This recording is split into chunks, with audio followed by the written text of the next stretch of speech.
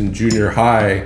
I could tell Mall one time, and I was doing this karate demo and realizing that this guy who liked to torment me in school was standing there watching me doing this demo with my parents. Yeah. So that the became truest nightmare of all. Getting into martial arts and self-defense, and then having it result in you getting bullied more and getting your ass kicked more is such a funny idea.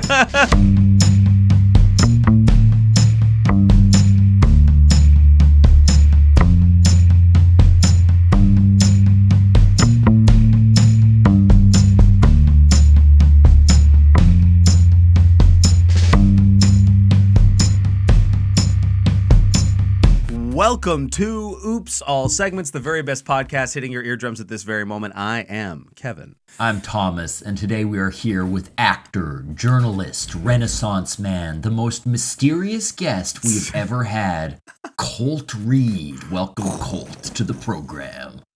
It's my pleasure to be here, lads. Oh, he's just dropping in a bit of the British dialect, isn't that? Just showing up. I have to say, I'm pretty jealous that you got to be referred to as a Renaissance man. A few years ago, I released an album as a hip-hop artist called Renaissance Man, and Thomas has never sort of acknowledged its existence. Well, and you were kind of famously the last person infected with the bubonic plague. So, Oh my. The most recent sufferer of the Black Death, as it were. Yeah, exactly. Chris, how are you, man? Or Kolt. So I'll edit that. Kolt, how are you? No, beep that. We can't let anyone know. Kolt, how are you? Oh, immediately fucked it up. I'm doing all right, you know. Just got back from a road trip for work, actually. I was in the Mississauga, Etobicoke area to do some interviews. Actually, not there, but sort of out in various regions from there. You know, Barrie, Ontario, then down around Brantford. But you know, whenever I'm out there by the airport, and because I was staying right by the airport, I start thinking about David Cronenberg's movie Crash. So I'm in kind of this as I drive around on the freeways, I'm in this kind of psychosexual landscape of my own that's what creation and Cronenberg's creation. Highly disturbing. Nothing like Ontario to kind of get you sort of revved up in that way. You know? The psychosexual nightmare that is driving to Kenosha. Oh my! Well, that sounds nice. Sounds nice. I like that. I mean, what's the most kind of sexual part of taking a road trip for you, Kolt? If you had to name it, the most sexual part, or the most psycho part. Well, for me, it's more kind of like with Cronenberg's movie. It's kind of tied up with this whole interest in automobile crashes and sort of that. So there's that the James fear. Spader movie, right? Yeah. Yes, and I remember this movie. Yeah, there's a character named. I'm obsessed with the other movie called Crash, starring Ludacris, which we think is maybe the best ever Best Picture winner. Yeah, I feel maybe. Yeah, and you know the thing is, neither of the movies sort of very they don't respect the source material at all. I mean, Crash Bandicoot as a character never appears in either film, as far as I'm aware. Because I haven't seen Cronenberg's film in a while, Chris. Kolt, is there Wampa fruit in it, or is that kind of like at any point does a mask sort of show up and go ooga booga? Do they spin into a wooden crate to reveal kind of a golden fruit?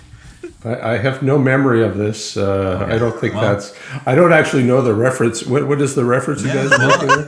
I think the three of us know different things, and we're all Crash Bandicoot. Trying to Crash connect. Bandicoot was sort of a famous, like, sort of PlayStation's answer to Mario. Yeah, right. It was sort of he was a bandicoot of sorts, who would run around and, well, if I may say so, he crashed into things. It was sort of his style. So yeah, this is my worst nightmare now. It's like you sort of smart as hell millennials are dropping these references and don't call us smart. Don't call us millennials, and please don't curse on the program either. We are elder Gen Z. Exactly. Kevin and I are elder. You are? Zoomers. Okay. No, we're not. We're not. We must be millennials, right? We have to be millennials. Yeah, we are. Yeah. We have a podcast. I think Kevin and I were covering for the fact that probably neither of us has seen Cronenberg's Crash. I actually really recently read like a bunch about it. I don't know why. It was on like one of those, you end up on a Wikipedia hole and a research hole, and suddenly you're like reading synopses and reviews of this movie that you've never seen. So I did read up on Crash and its plot, and it's fascinating to me, but I do want to watch it. I haven't seen it. Is it at all like that Jake Gyllenhaal movie where he's filming people's car accidents and stuff? Nightcrawler. No, it's quite different. But that's another interesting movie that kind of leaves a bit of a taste in your mouth, so to speak. It's there's a character named Vaughn in Crash, in Cronenberg's Crash, and he works in the hospital, and he takes photographs of people's scars and that kind of thing, and he's really into the equipment that people wear when they have broken bones to reset them, and so there's this whole there's like a weird fetishization of the injured and of the car crash, and the movie sort of interrogates I'm kind of a squeamish boy. What about you two? You like to look at gore, wounds, kind of blood. I don't mind guts? Squeaming every now and then. You're a squeamer. Yeah. I don't consider myself a millennial. I consider myself a squeamer. I'm a live squeamer. Oh, God. That sucked to hear. That was really bad to hear. Well, it's enough, I'm not squeamish. Enough Chris, of Colt's mysterious life. Sorry, go ahead, Kevin. I'm going to be editing the crap out of this. Colt, I think we're going to keep your real name in, Colt. Sorry. Okay. No problem. We're not up to the challenge. We just can't. We can't remember one thing. This is a disaster. That's Evan, okay. What's new with you, man? What's new with me, man? What's new with me? I got to tell you this, and I'm sorry to say it. I got a chubby. Oh. That's right, boys. And it's that kind. And I remember little blue raspberry soda pop. And bottle. All hail, we said to the kids who were lucky enough to have a chubby in their lunch kits in our elder millennial classrooms. That's right, baby. That's right. Why do you have that? I own a couple restaurants. I do a lot of grocery shopping for restaurants, so I find myself at a lot of supply stores and grocery supply stores and things of that nature. And I was at Wholesale Club, and they got a shipment in of chubby. They had all their flavors, and ideally, I would get a variety pack.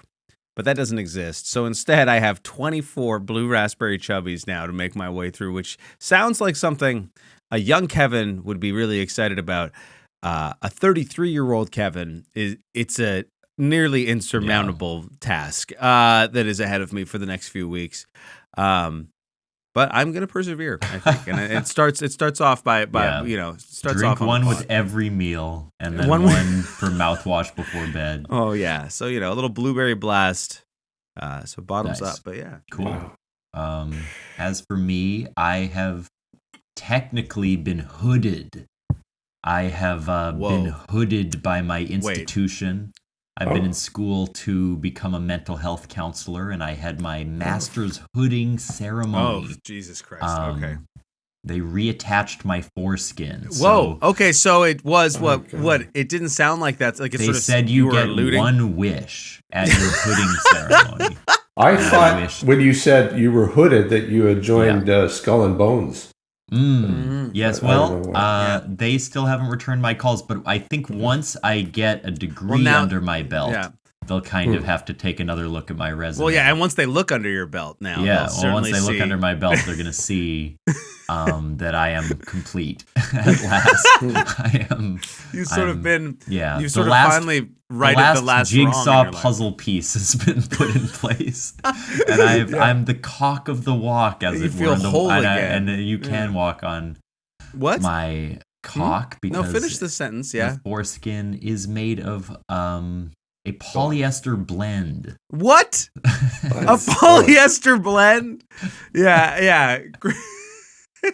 I'm so sorry. That you joined us for this. It is a Pollyanna trend, but I feel. What? A Pollyanna trend? Isn't Pollyanna the one where the teacher is really mean? I don't know. Okay, fine. Chris, you seem to know a lot of shit. I don't know. I'm thinking of that. I don't know. Or maybe Pippi Longstockings. I don't know. Who knows? It's impossible to really tell. No, I mean. So what kind of conversation is it? Go ahead, Chris. Sorry, cool. I was just wondering what kind of counseling you'll be doing. Is there any particular realm of that? So far, kind of incompetent, underqualified. I wouldn't even because you are effective. People are affected when they leave the room. Yeah, I would just say I am effective with an A. Yeah, I affect them negatively. I would say I'm ice cold. I'm impossible to read. But like kind of an inconsistent parent, I'll suddenly show flashes of rage, totally incoherent, totally unexpected, and then return as though nothing happened. I gaslight, I gatekeep, I girl boss. I'm in the room with them. I girl boss. I'm in the room with them. I'm committing microaggressions. I'm misunderstanding people's culture of origin. Okay. I'm asking probing questions they're not comfortable responding to. Yeah. So I guess I kind of have an existentialist outlook overall. Okay. That sounds sociopathic. It just doesn't sound. Yeah. No. Yeah. Okay. Because ultimately, what you see. I mean, you're the expert, I guess. Well, I'm the one with the fucking degree. So what you see in your therapist really says much more about you than about me. So you're sort of an ink blot of yourself. Yeah. If you call me dumb, if you call me bad, if you call me incompetent, you're really saying those things to yourself. If you look at my kind of haphazard foreskin reattachment surgery and you say it was haphazard as well. That looks fucked. That's actually your foreskin you're talking about, not mine. Okay, so you're like a constantly running projector, sort of like you're sort of like whatever you sort of take in, you're putting back out into the world. I'm the carousel from Mad Men. It's Mad Men? From Mad Men. Don't say it like that, right? I mean, I know the graphics sort of puts the words together, but it's quite obviously titled Mad Men, right? Mm-hmm. From Mad Men. And he says, it takes you back to a place where you know you are loved. You think that's what you do? That's what I do. With your stupid fucking poorly reattached foreskin? That's what you think you do? I'm so sorry. Time to take a pilgrimage back to your old home. And I just start to... Have you thought about maybe starting a cult? Photos of my... Okay, and now maybe I'll start calling you Kolt Read because it's I like the idea of starting a cult. You do? I do. I like kind of being in charge. I like the idea of instilling hope in others. Cut to a Netflix documentary 5 years from now where they're showing this clip as the start of something really terrible. Like that would be huge for the podcast. Yeah. If you could, Thomas, become sort of a notorious cult leader in the next 4 to 5 years to sort of help us out, that'd be good. Joel, low self-esteem over here. Do you think we should spin the wheel, T? Hang on, that was funny. Joel Osteen, low self-esteem. Oh, that's pretty good. Because I'm kind of a loser. Colt, what did you think of that one? It was an interesting bit. The whole transformation from psychologist to... to Kolt. Yeah. Flattery will get you everywhere. It was an interesting bit. I'm going to put that as a quote for the review of the show. Full quote. Interesting bit. New title for the app. Yeah. Kolt, would you be terribly upset if we got the show started with a warm-up segment? No. I think that's a beautiful idea. Well, here we go. Woo!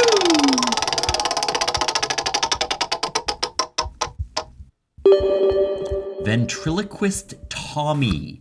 The guest must now use Thomas as a ventriloquist dummy. Thomas must simply move his mouth and they will be his voice. This is fun. I guess Chris or Kolt, or I guess Thomas, I should call you now. I guess maybe I'll ask Thomas some sort of prompting questions, and if you could sort of voice his answers. That would be great. And how do? Okay, yeah. No, sorry. Go ahead. I was just going to say, how do I indicate that I'm pressing the button? But I guess we can. Oh, he's talking right now. Okay. Yeah. All right. So I have to switch, I guess. All right. This looks hilarious already. What kinds of questions would you like to ask me? Oh yeah, there we go. Perfect. I'd love to know, Thomas, you and I we're good, dear friends, but we haven't seen each other in a while. And so I was sort of just wondering, what you miss most about Winnipeg and your friends.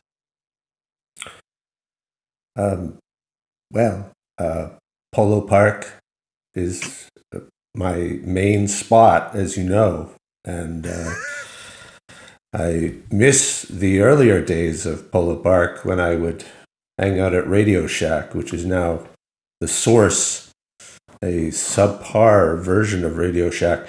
This is something I'm working on for my own understanding of my own psychology.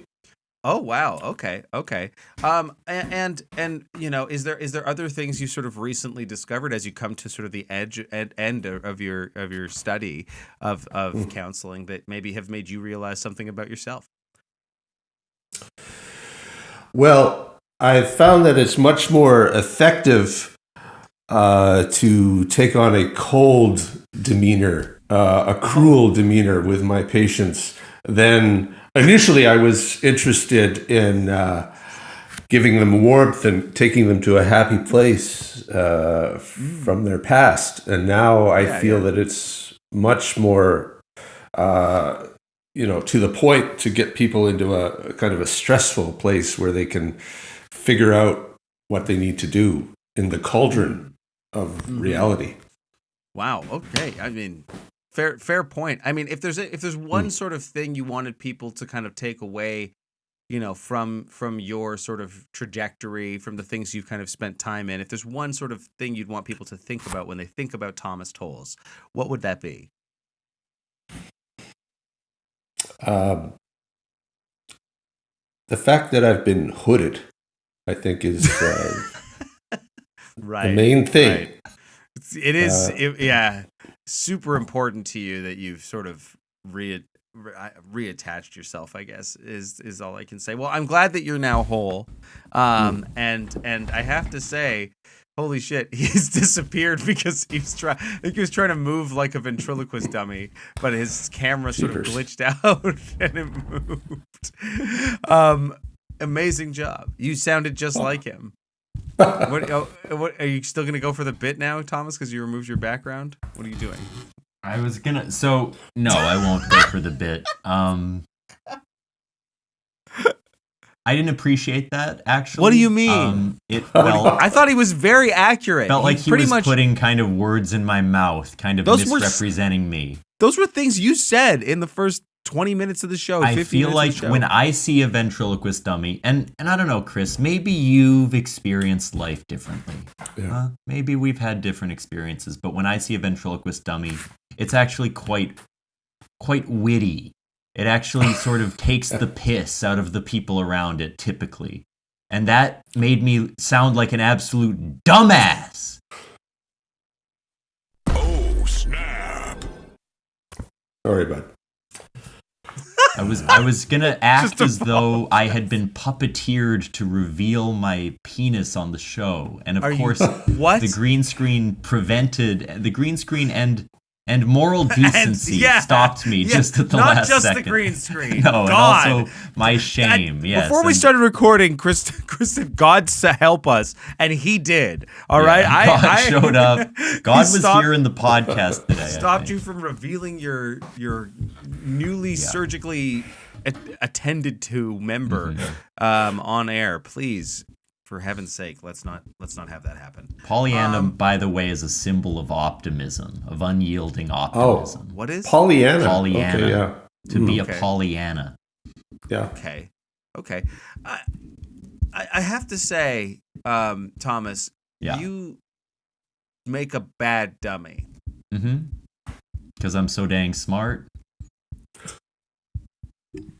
Oh, snap. Let's spin the wheel again. That segment hurt my feelings. That segment didn't showcase me well. Woo!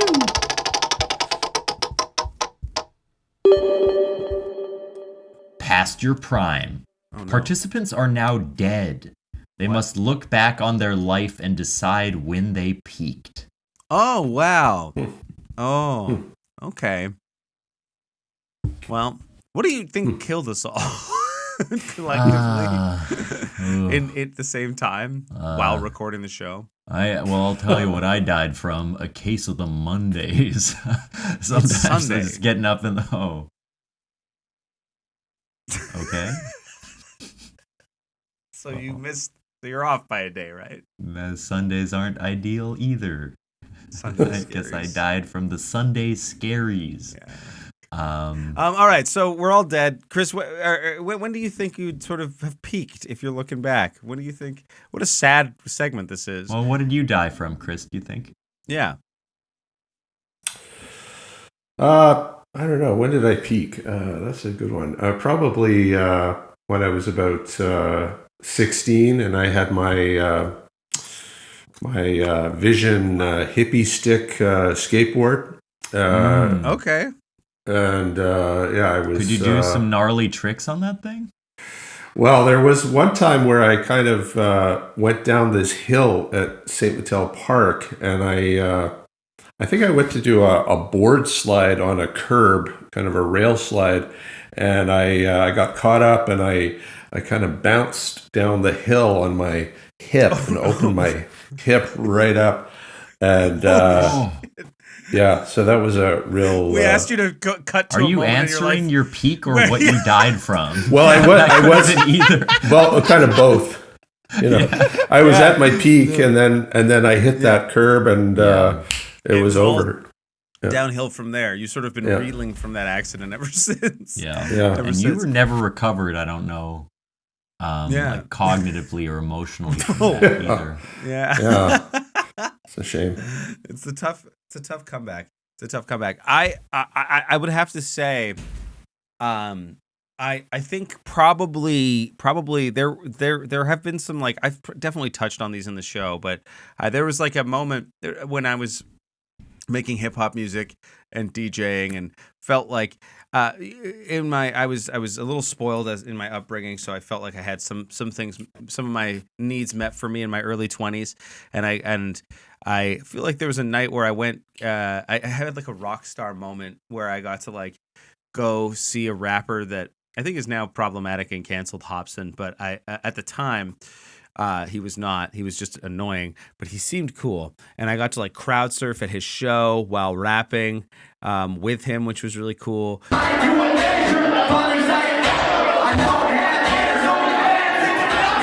Like on the mic.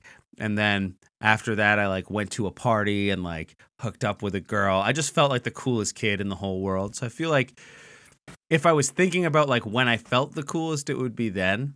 But otherwise, I think like, emotionally, spiritually, I think I probably peaked at like the age of one or two, probably. Yeah. Yeah. The ill mind of Kevin kind of going to right. the Hobson concert. Did you have fake contact lenses in when you went to the party? No, I had dorky ass glasses. There's a terrible photo somewhere of me. I look like I'll see if I can find it. I look like a absolute nerd sitting beside Hobson. I'll see. It's got to be somewhere. And why was this guy canceled? I think he like he used to make really like preachy. He was sort of like a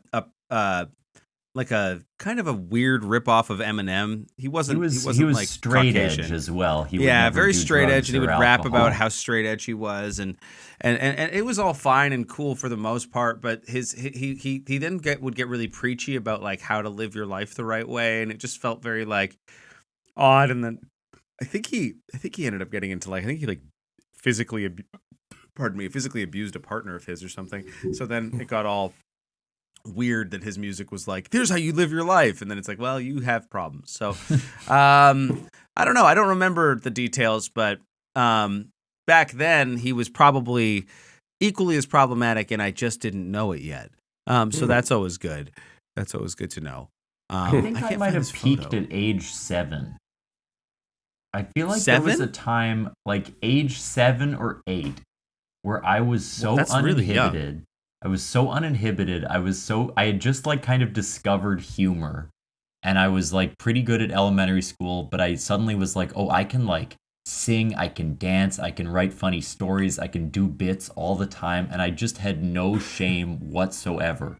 And I'm a skinny man now, but being a skinny little kid, you have abs, you look incredible. I was jacked as a kid. Like 7-year-old Thomas was a hunk, and I would write stories called Just Plain Weird, and I remember I wrote one that was a parody of Star Wars featuring Panakin Skywalker, who was a pancake man. The pancake man. Okay, wait, you maybe did peak then. It was good. I wrote something called Rakes. It was a 5-part mini-series where someone collected or was injured by rakes, and I would tell the story to my classmates. To their delight, a few people bought a copy of Rakes. This is insane. I was so cool back then, and I went into the principal's office like once a week because I was unable to sit still. Really? Yeah, I would like punch kids. I was crazy. What? Yeah.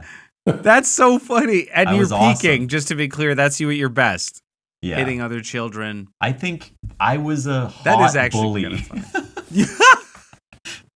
You did peak at 7. Yeah. You were your hottest, your most confident. You've never been that confident since. I really haven't. Because I realized that there was like consequences to my actions, and I was like, well, there's only one way to deal with that.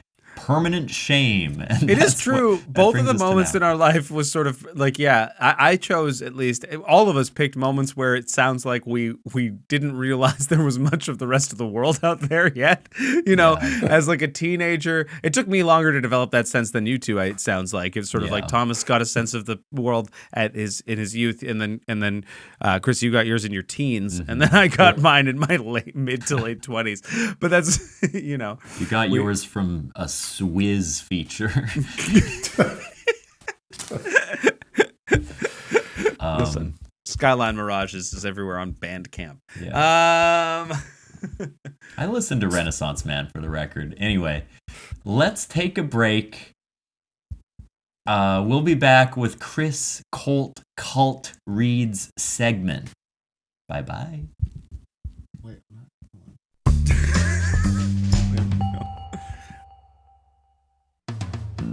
Do you smell that? It's Bullshit Alert, the podcast where we lie, cheat, steal, and sometimes, yes, sometimes, it's the truth. Think you can sniff it out? Join Stephen Carter, Danny Marshall, and Lily Moss each week where we invite new guests, new stories, and of course, new bullshit. Find Bullshit Alert on Apple Podcasts, Spotify, and wherever else you listen to podcasts.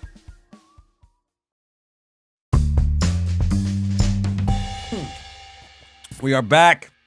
Chris Kolt, do you have a segment for us? Well, I am interested in the fact, that Thomas has just been hooded, as he puts it. Yeah. And, sure. Yeah, you seem really interested in it. Like, Hoodwinked. Go on. Yeah.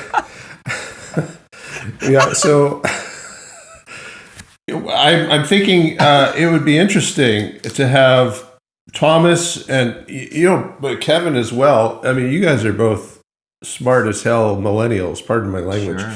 Yeah. But I wanted you to look at my Instagram, and maybe there's some kind of analysis you could do on it. Jungian, Tolzian, Rembrandtian. Yes.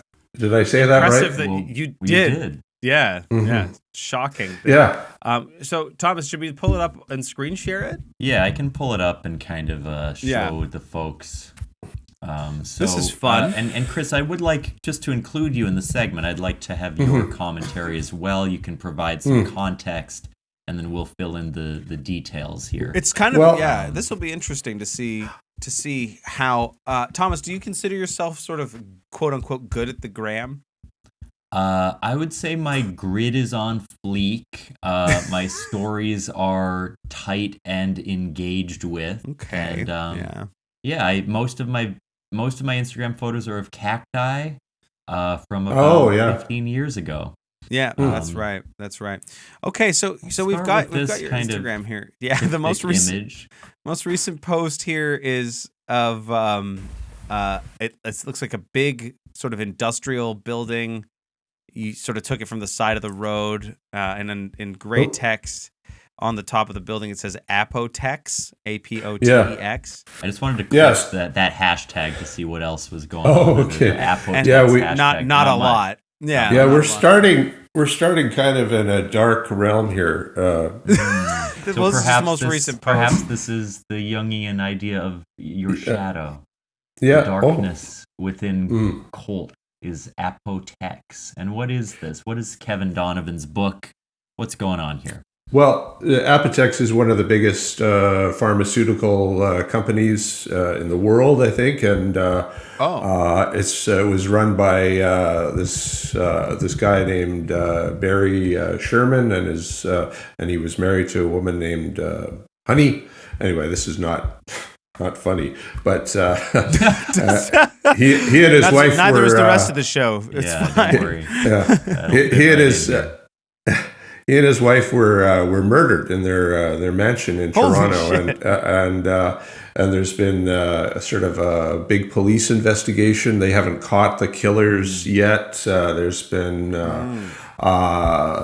speculation in journalism about who's involved, and people are taking a pretty close look at certain people who are quite close to Honey and Barry Sherman. So anyway, I was just driving down. I have to say, Steeles. like, this photo, because it says that you took the photo.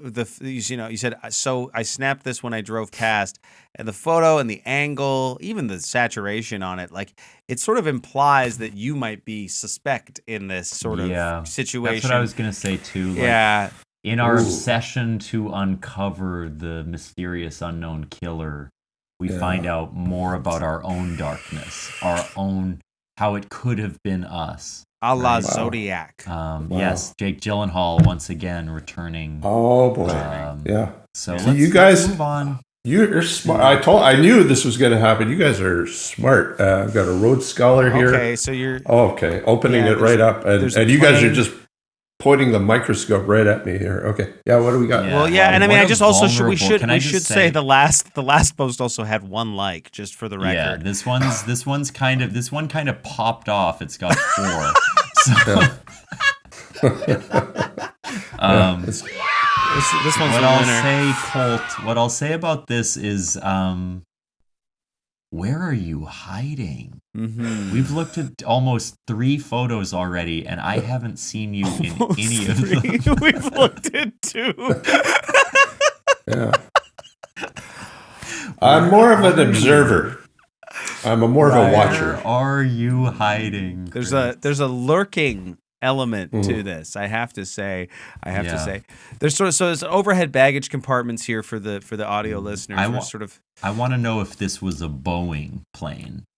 It's an Airbus. Who makes Airbus? Do you know, Kevin? That sounds like somebody's whistle Boeing right now.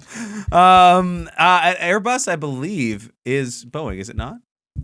Let's see. Are you looking it up there, too? Competition between Airbus and Boeing. You are safe. So you went for the kind of conservative option, the one that is less likely to suck you out into the sky mid-flight. Which is something I've been asking Thomas to do when we sort of travel. Suck you out in the sky. Yeah, that hot air balloon ride was the time where it could have happened. Now, at the bottom of this photo, there is a phone number. 416-674-8781 with a little arrow pointing left. What? Maybe you can't see that. Oh, no. That's a different photo. It looked like this photo, but it was actually a photo on the grid of Skyport Coffee and Pizza. Yes. And they spelt breakfast as though it was a small festival of taking short rests. Breakfast. Come see us at breakfast. I'm kind of surprised that doesn't exist. This is out of the sort of the Cronenberg realm of psychosexual crash kind of the stark freeway zone of Etobicoke and Mississauga. Yeah, I have to say your post frequency pretty high, Chris. You're posting too much, man. You gotta get off. So? You gotta go offline. You gotta disconnect. You gotta touch grass. Our advice to you as millennials is to get away from social media as fast as possible. The thing about these Gen Xers is they're obsessed with their phones. That is actually genuinely true, I think. Everyone alive is obsessed with their phones. Well, anyway. It's not Gen anything. We're all broken. I like this. I like this one. This is a nice photo. It's well composed. As a Cronenberg-esque sort of. It's a weird combo to coffee and pizza. Yeah, right? There's that's like the original Speedball.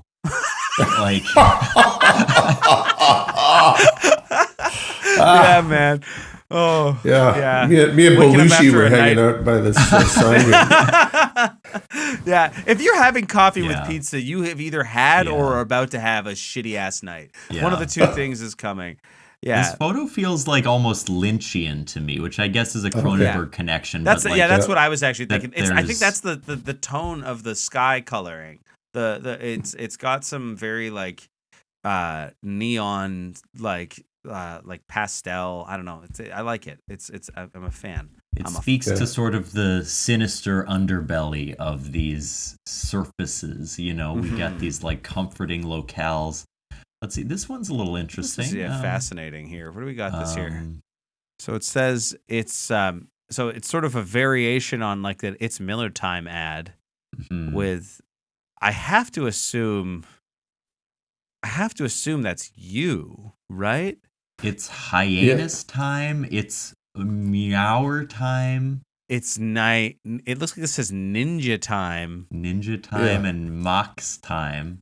I had some help with artificial intelligence on this one. I don't have the chip yet in my head, but I have to say, I did this on my phone. Flow energy. Yeah, you do.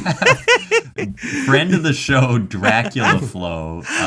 Chris, you're gonna want to check out Dracula Flow 3 after we finish recording. Yeah, but you've got they've really sort of given your glasses a deep sort of dimension. They've pulled your face sort of in at the mouth and jaw area to sort of a hyenas extent, if I do say so myself. Yeah, and if we were to apply kind of the Jungian archetypes here, right? We've got the 5 Chris's, the persona, the shadow, the animus, the self, and the hero. Yes, you can see all 5 represented. And they as all. As we all know, our shadow self is our ninja self.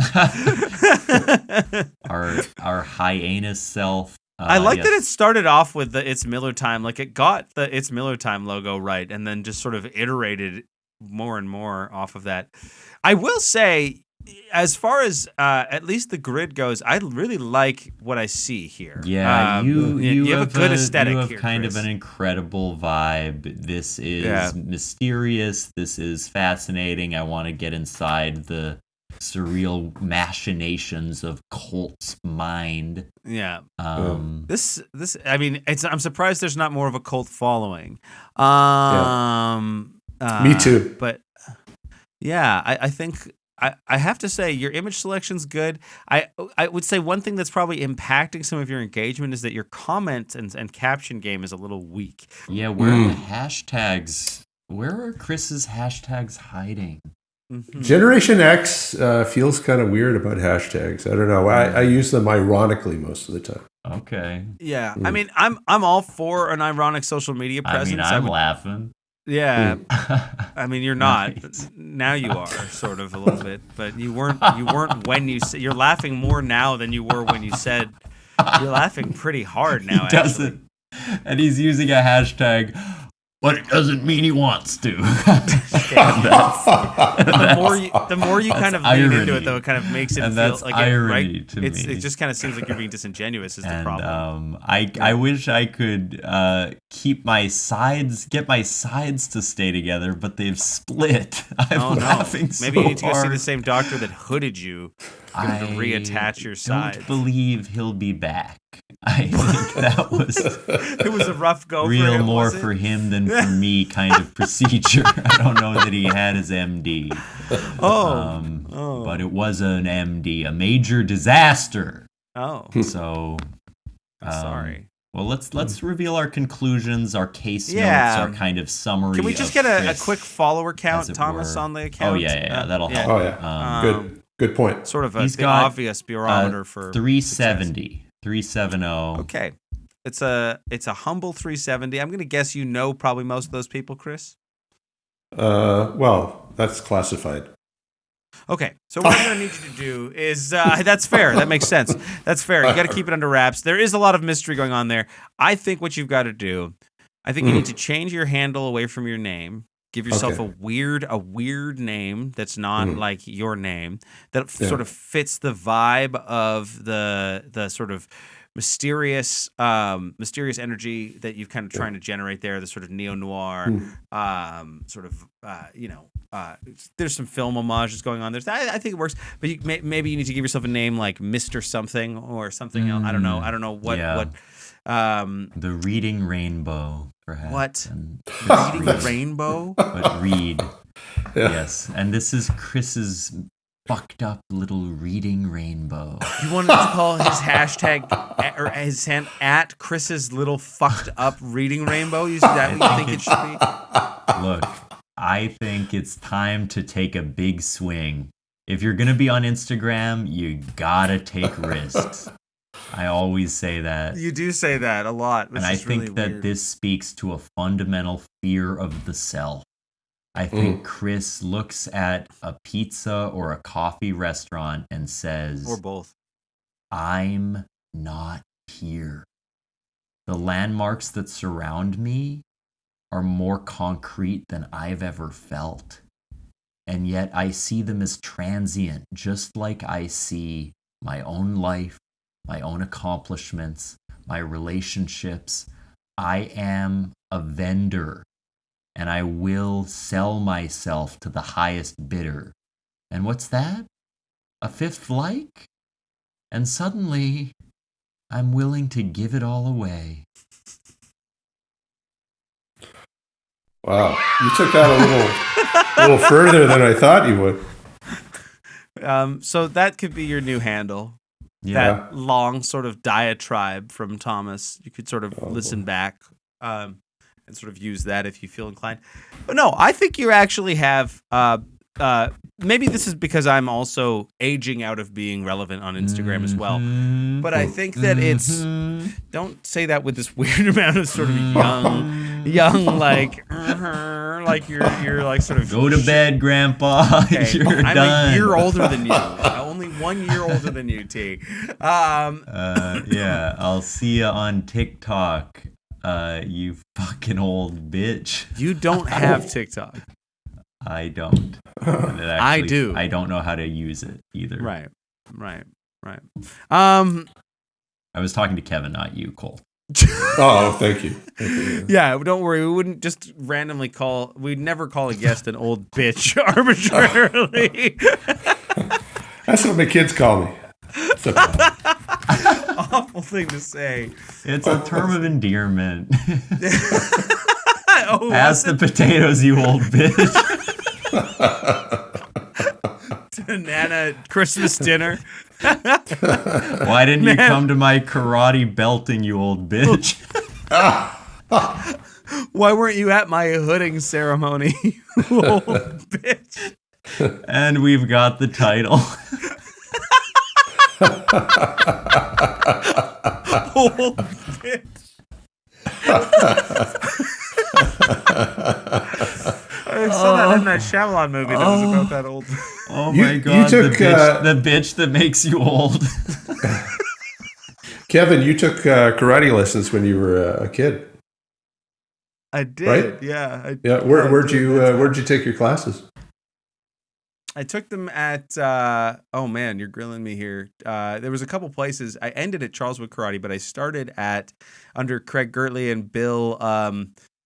Sensei Bill, whose last name I forget, but it started out in I think it was Westwood Community Center, I want to say. Is Charleswood Karate, was that Larry Loreth? Larry Porath. Oh, yeah. Oh, okay. Mm. Yeah. Yeah, I took karate with my parents. I'm an only child, and we the three of us took karate lessons for a period at the Japan Karate Association.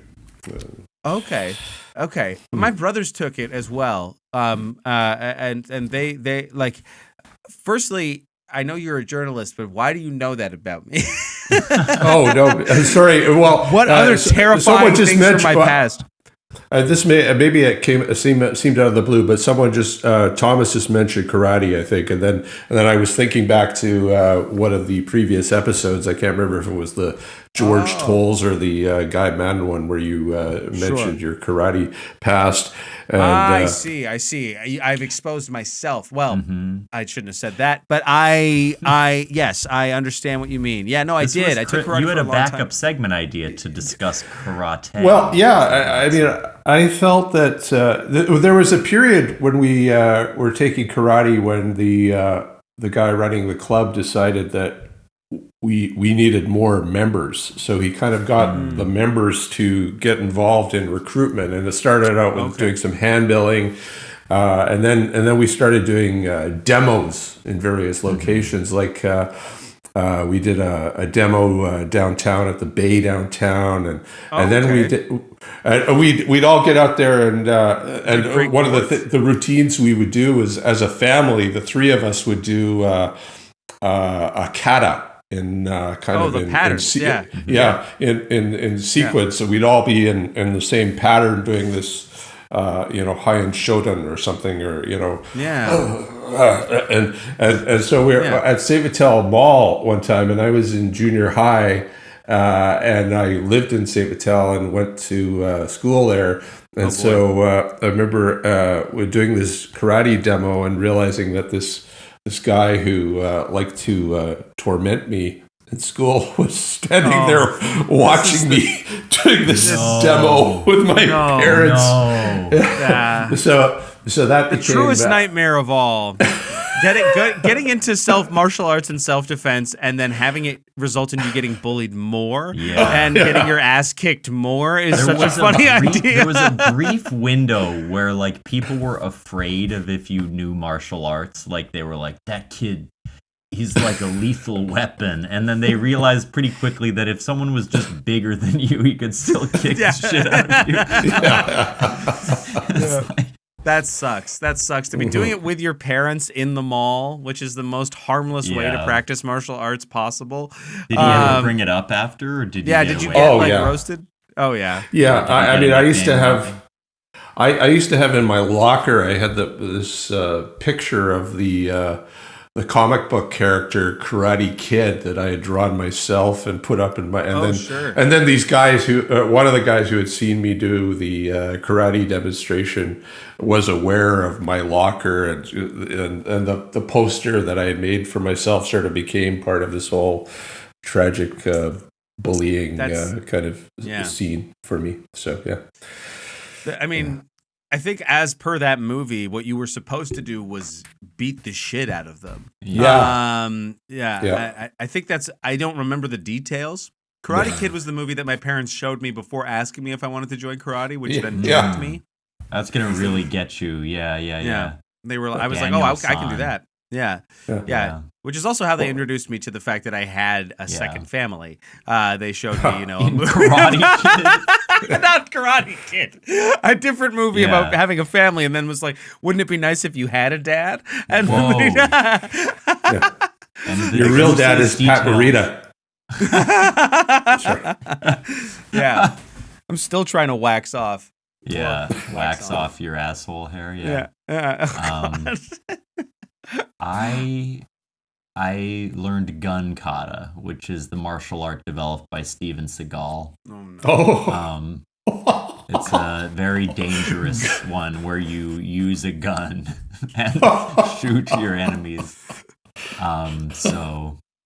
Yes. Gun kata. And, the idea that you need to sort of combine martial arts.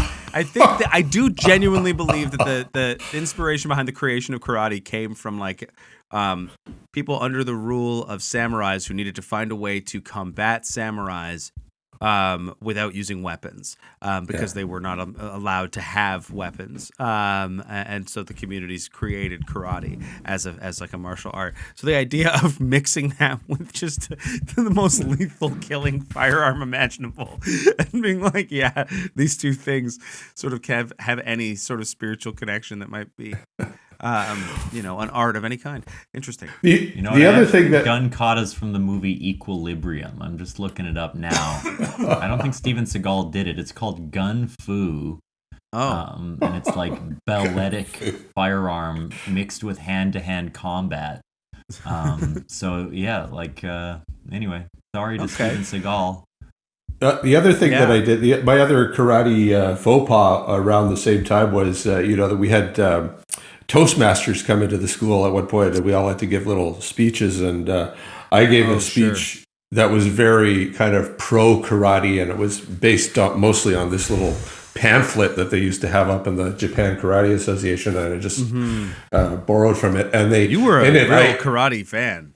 Yeah, well, in it, I my big claim was at one point I referred to Taekwondo as a watered down version of karate, and some other boys heard that in the school and really took issue with my really throwing shade at Taekwondo. That's hilarious. The karate school I went to was like much more of like a they got kicked out of the JKA tournaments because they were too violent. And then they started teaching us like all of the other martial arts as well as karate. So we learned like Taekwondo and Jiu-Jitsu. So it became sort of an MMA school as I was doing it, which I left because they got a little too serious about everything. And it was like, I'm here to learn. I think I was there to learn discipline, but I don't know what I was. That's what my parents said I was there for. I hated it until the last few years. And then I went to Charleswood Karate, which was a much more like regular karate school that trained me more traditionally. But, well, the thing too, I remember is when we punched or when we sparred, we were supposed to stop, just before connecting, right? Yeah. And there was a guy. There was a guy in the club who had a real reputation, and he was always connecting, especially with women. And then I remember one day, I was the class was over, and I was going back into the dressing room, and I remember hearing someone say to this guy, "Hey, why don't we go out and do a little sparring?" And this guy was a more senior member of the club, and he took this guy out and showed him what it felt like to have punches connect. kind of thing. It kind of taught him a lesson because, it was the only time that I ever saw anything like that happen at the club. But it was kind of interesting. Because Thomas has had trouble connecting with women his whole life. Yeah. So, right. Yeah, it's fascinating. It's like they all are confused,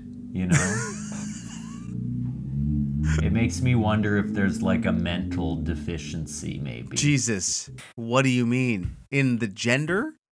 In the gender, yes. Whoa, man, bad take, right? Okay. Really bad take. Let's reel it back. Don't say things like that. That's horrendous to have that opinion, to sort of I regret hold it. I'm going to try something else because we do have to wrap up. But I came up with this clever little title for a children's story based on a kung fu. Okay. And I think it would be a lovely little title for a kung fu children's story based on the phrase knee high to a grasshopper. How about knee how to a grasshopper? And actually the grasshopper is the student in the kung fu class. And hello grasshopper and ni hao. So ni hao to a grasshopper. And this was worse than when I said women were mentally deficient, it seems. So this has been Oops All Segments. Thank you so much for joining us. Kolt Read, you old bitch. If there's anything you'd like to plug, now would be the time. Jeepers. Boy, by golly, what do I want to... Well, I do work for a show called APTN Investigates. It's not a funny show, but people can watch that. I have a comic book called Grotesca, which is based on a comedy sketch that we did with a comedy troupe I was part of called the Royal Liechtenstein Theatre Company. They were so this funny. This is a comic book about a guy whose wife hires a performance artist to come into their home and do sort of a ritual humiliation of this guy on his 30th birthday, and the guy's name is Grotesca, and then Grotesca ends up at the end. I'll spoil the ending a little bit. He cuckolds the man, and so it's a real You really just sad. said the magic word for our listeners. Cuckolding? You just sold yourself a ton of Grotesca copies because we have an all cuck audience. That is incredible. Oops, all cuckolds is sort of the name of our fans. That sounds wicked. That is Grotesca. very cool. Thank you Grotesca. for plugging that. Check it out. If there's a listening. link or something, I'll throw it into the description. If not, Google it, people. Yeah. If you're listening at home, I think there's something that you should do. I think actually something that Chris should do, Kolt should do. Grab your phone if it's nearby. If you've got it nearby, I would just grab it.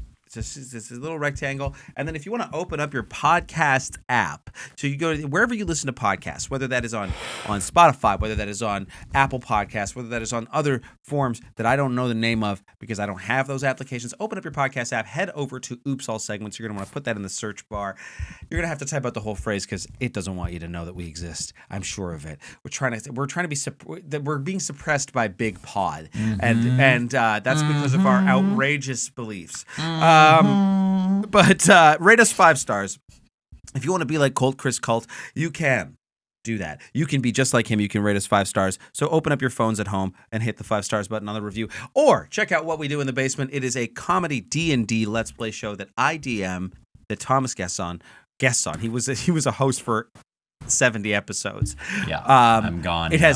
If you are a fan of What We Do in the Basement and you're like, where the hell is our content? I was sick for a few weeks and I'm too busy. I will have it out soon. Also, Kevin is doing a big play that you can see in Winnipeg called Come The see Antipodes. me in the Antipodes. Come see me in Annie Baker's The Antipodes. It opens on May 29th. It runs until June 2nd. We're at the Rachel Brown Theater. You can get tickets at Thomas and I's Theaters Company's website now. New website just dropped. We've got a new website just dropped. The28minute.com. That's THE28, like the number TH, MINUNTE. Wait, however you spell minute properly. MINUTE, not N, whatever. The 28th minute. God, what a nightmare. Check out The Antipodes at the Rachel Brown Theater, May 29th to June 2nd if you're in Winnipeg. Directed by George Tolles. Directed by Thomas Faja. George Tolles, starring an incredible cast of very funny people, many of which, I think almost all of which, have guested on this show at some point. And it would be lovely to see you there. I'll be there. Hey, there we go. It'll be lovely to see you there. And is there anything else that you need to plug, Thomas, other than the sort of doctors that have sort of mended you? I will just say I haven't graduated yet. Stop congratulating me. Yeah. I still have 3 more months of school. I posted a misleading photo. Yeah. It's nice, but I'm not done. Yeah. You're sort of getting your just desserts. That's right. Yeah. Well, bye, everyone, I guess. I don't know. Bye.